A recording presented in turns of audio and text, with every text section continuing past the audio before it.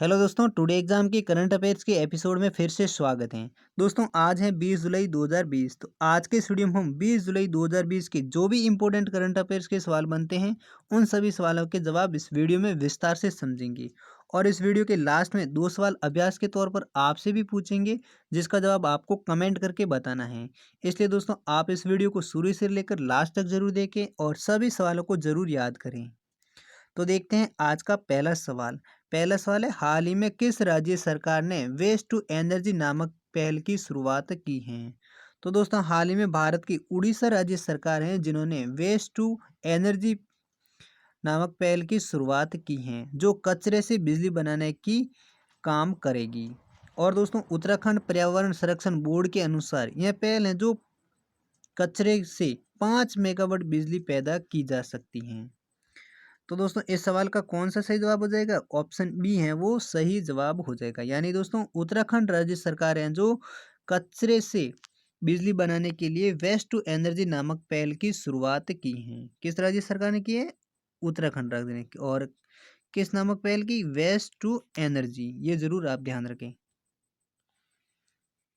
इसी प्रकार अगला सवाल है, हाल ही में लॉकडाउन की वजह से स्मार्टफोन की बिक्री में कितनी फीसदी गिरावट आई है।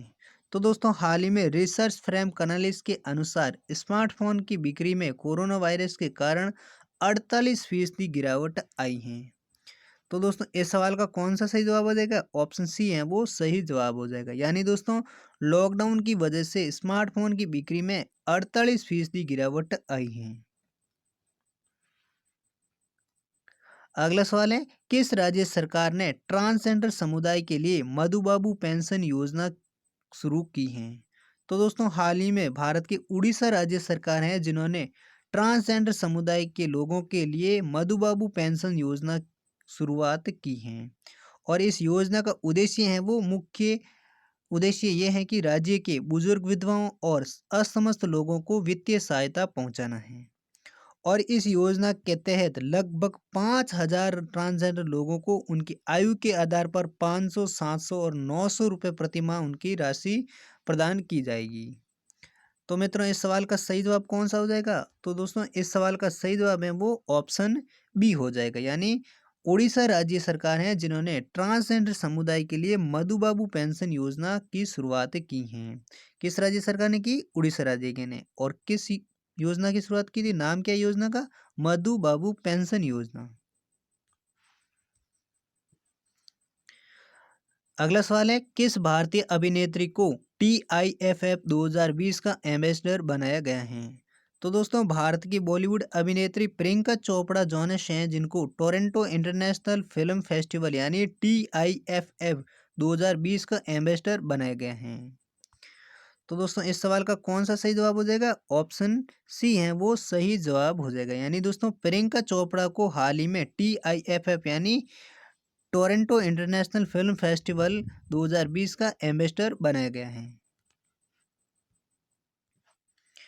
अगला सवाल है, वैश्विक विनिर्माण जोखिम सूचकांक 2020 में भारत किस स्थान पर रहा है। तो दोस्तों हाल ही में जारी ग्लोबल मैन्युफैक्चरिंग रिस्क इंडेक्स 2020 में भारत है वो तीसरे स्थान पर रहा है।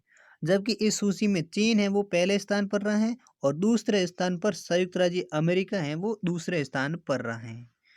तो इस सवाल का सही जवाब कौन सा हो जाएगा? ऑप्शन सी है वो सही जवाब हो जाएगा। यानी भारत है वो वैश्विक विनिर्माण सूचकांक में तीसरे स्थान पर रहा है।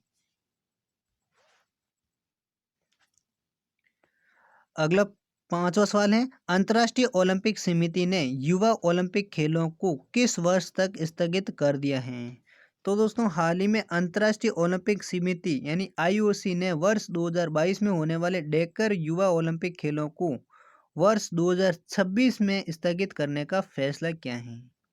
कब तक किया है? 2026 तक। यानी 2022 में होने वाले जो ओलंपिक डेकर हैं वो अब 2026 में आयोजित किए जाएंगे। और दोस्तों अंतर्राष्ट्रीय ओलंपिक समिति का मुख्यालय कहाँ है? वो है स्विट्जरलैंड में। और वर्तमान के उनके अध्यक्ष कौन है? वो है थॉमस बाक। और अंतर्राष्ट्रीय ओलंपिक समिति की स्थापना है वो कब हुई थी? वो हुई थी 1894 में। तो दोस्तों इस सवाल का सही जवाब कौन सा हो जाएगा? ऑप्शन बी है वो सही जवाब हो जाएगा। यानी अंतर्राष्ट्रीय ओलंपिक समिति ने युवा ओलंपिक खेलों को 2026 तक है वो स्थगित कर दिया है। तो दोस्तों ये थे आज के 20 जुलाई के कुछ इंपॉर्टेंट करंट अफेयर्स के सवाल। उम्मीद करता हूँ ये सारे सवाल आपको अच्छी तरह से समझ में आ गए होंगे। अगर दोस्तों ये समझ में आ गए हैं तो इस वीडियो को ज़रूर लाइक करें और हमारे चैनल को सब्सक्राइब ज़रूर करें। और दोस्तों अब इस वीडियो के लास्ट में 2 अभ्यास सवाल हैं जिसका जवाब आपको कमेंट करके बताना है। तो आज का पहला अभ्यास सवाल है, भारत ने हाल ही में किस देश के साथ साइबर हमलों से निपटने के लिए समझौता किया है? तो दोस्तों हाल ही में भारत ने किस देश के साथ साइबर हमलों से निपटने के लिए समझौता किया है? और इन चारों ऑप्शन में से कौन सा ऑप्शन सही है वो आप हमें कमेंट करके ज़रूर बताइए। और दूसरा सवाल है, हाल ही में किसे स्पोर्ट्स अड्डा ने अपना नया ब्रांड एम्बेसडर बनाया है? तो दोस्तों इनमें से भी कौन से 4 ऑप्शनों में सही जवाब है वो भी आप हमें कमेंट करके ज़रूर बताइए। तो दोस्तों ये 2 थे अभ्यास सवाल जिसका जवाब आपको कमेंट करके बताना है।